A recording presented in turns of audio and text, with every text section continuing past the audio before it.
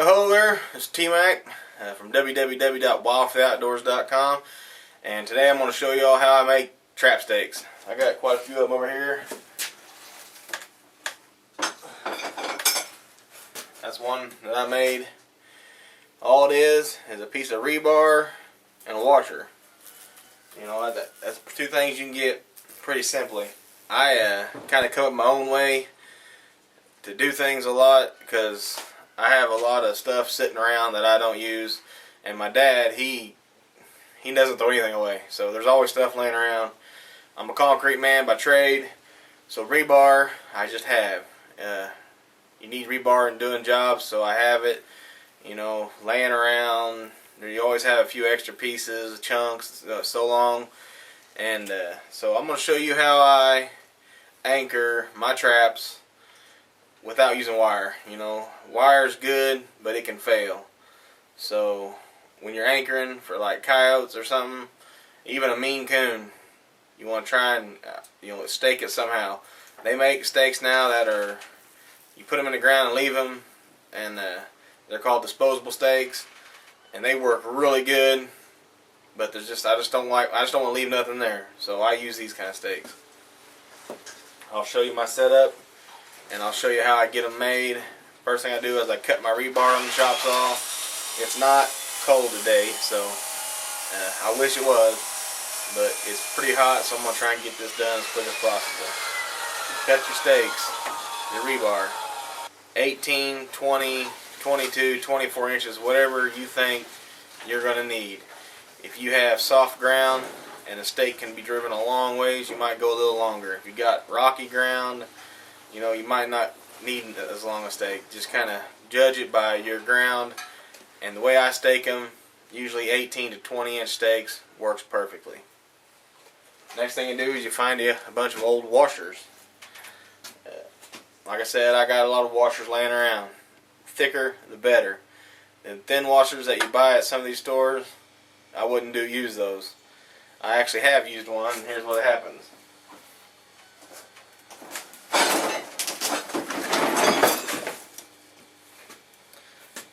And they bend and tear and rip, and you know, if you're going to use one of these, double it up or something, because you know that metal just ripped and tore and waved. And this one here, it didn't rip, but as you can see, it did not fare well.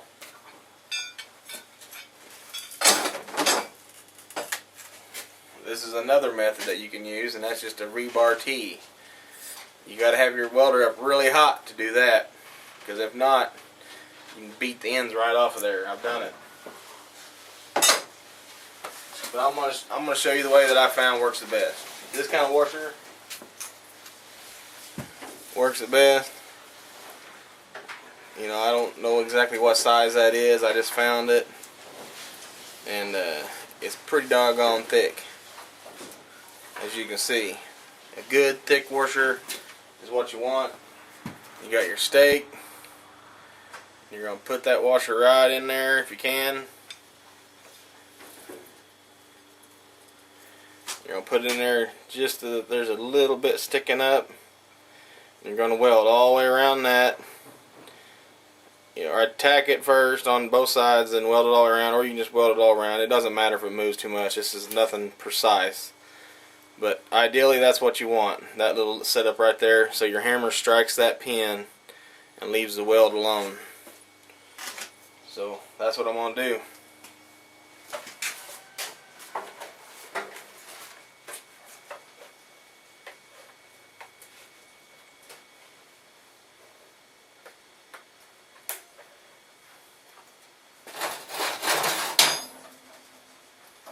You might have to, on this rebar, grind you a spot to ground on if you know, your rebar's too old, or you don't want to break out the grinder. Just get you some kind of rasp or something.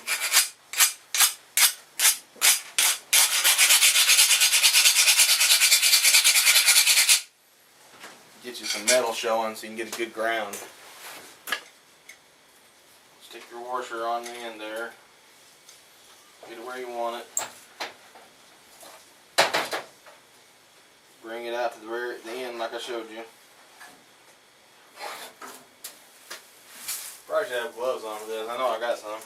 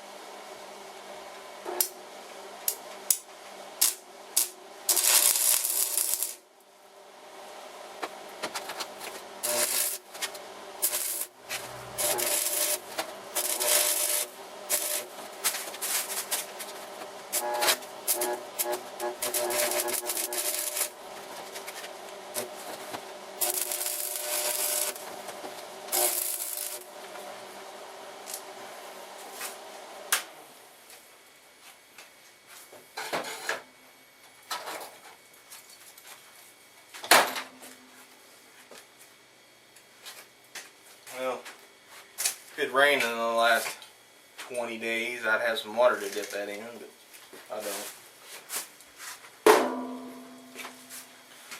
Alright, so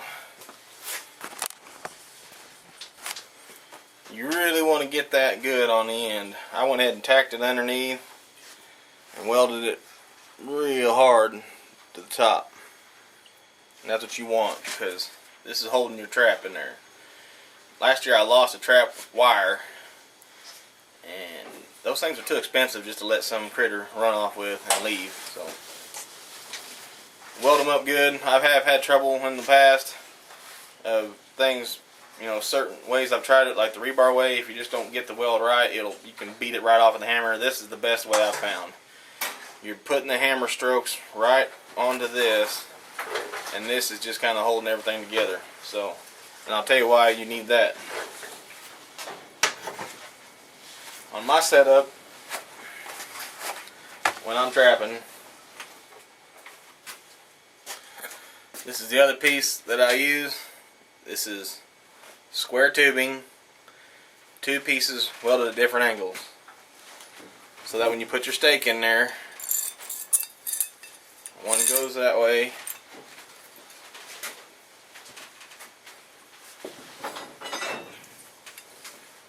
and one goes the other way.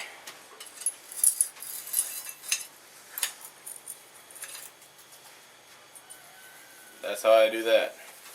Just a piece of probably 1 inch square tubing welded at opposite angles. And last year, I would just, oh my gosh, what the size of that mouse. Woo! A big one. I'm gonna set a trap for him. Last year what I did was, this would end up under here.